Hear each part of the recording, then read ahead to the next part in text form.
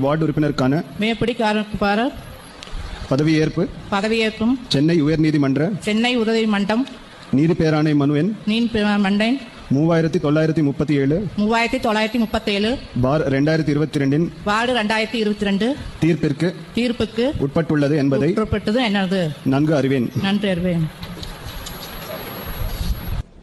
மதுரை மாநகராட்சியின் வார்டு 26 உறுப்பினராக தேர்ந்தெடுக்கப்பட்டுள்ள சொக்காயி எனும் நான் என்பவர் சட்டமுறைப்படி நிறுவப்பெற்றுள்ள இந்திய அரசமைப்பின்பால் உண்மையாக நம்பிக்கையும் தச்சுரியும் கொண்டிருப்பேன் என்றும் இந்திய வணக்கம்.